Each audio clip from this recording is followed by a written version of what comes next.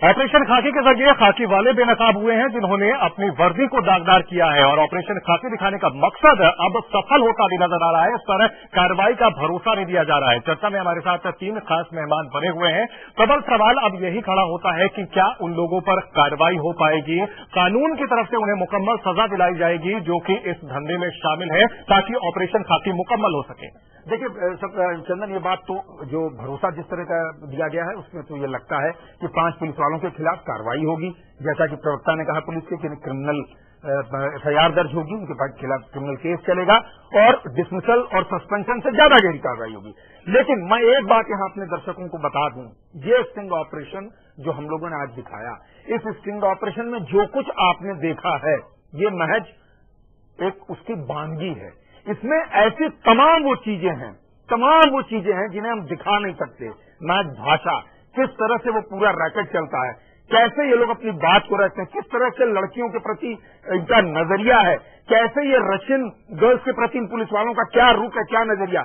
हमने जानबूझकर इन चीजों को पत्रकारिता के हित को देखते हुए नहीं दिखाया, क्योंकि उसमें भाषा का बात थी, उसमें एक रशियन महिलाओं को एक पर्टिकुलर जिसे कहें शीशे में दिखाने की बात थी, जिसे कहें बड़ा वो गंदा है। लेकिन अगर आप उसे सुने, आप उसे देखें, तब आपको इतना घिनौना चेहरा इनका सामने आएगा जिसकी आप उम्मीद नहीं कर सकते। इस जवाब में जितनी गंदगी है प्रबल, वो वाकई दिखाई नहीं जा सकती है, लेकिन उसकी सफाई की बहुत जरूरत है। सोमनाथ भारती जी, बतौर एक राजनीतिक पार्टी के अहम नेता, आप लोगों पर भी बड़ी जिम्मेदारी है कि इस मामले के असल जो हमारी ऑपरेशन खाकी का मकसद है उसे सफल करने में मदद दें। मैं आपको वचन देता हूं आज आपके चैनल पे कि ह्यूमन ट्रैफिकिंग और सेक्स ट्रैफिकिंग और ये ड्रग ट्रैफिकिंग, इन तीनों मामलों को हम अपने मैनिफेस्टो का हिस्सा बना करके और बिल्कुल इस तरह से इसको उठाएंगे, उसका अंजाम आने वाले समय में देखिएगा। 3 महीने के बाद हमारी सरकार बनेगी दिल्ली में और इसको हम बताएंगे। गौतम कौल साहब, अंतिम प्रतिक्रिया आपको दिखाएंगे। एक सेकंड और मैं बताता हूँ।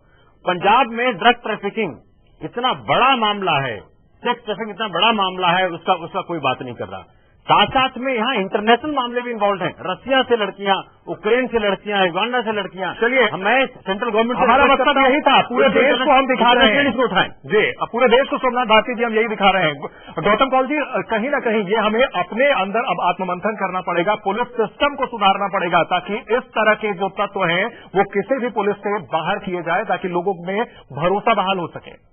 मैं आपसे बिल्कुल वाकिफ हूं और मेरी प्रार्थना यह है आम जनता से और आपके दर्शकों से भी कि आप जो हैं, अगर जानते हैं अपने इलाके में कि इस तरह की क्या गंदी हरकतें हो रही हैं, तो आप जो इलाके के जो विजिलेंस के ऑफिसर्स हैं या जो आपके कॉन्फिडेंस के अफसर हैं सरकार के अंदर, उनको आप जरूर इसके बारे में बताइए और आप साथ साथ उनके रहिए और ये मदद करिए कि कानून जो है इस सिलसिले में वो जो चाहता है कि जनता में जिम्मेवारियां क्या हैं उसको निभाने का, वो भी आप जिम्मेवारियां जो हैं वो आप निभाएं।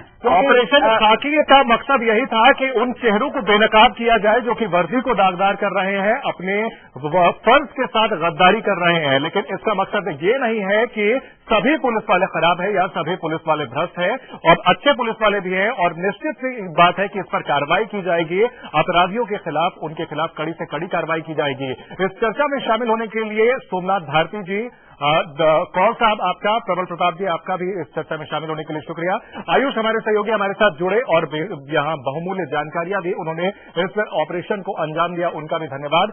वक्त हो चला है ब्रेक का, ब्रेक के बाद भी खबरों का सिलसिला जारी है।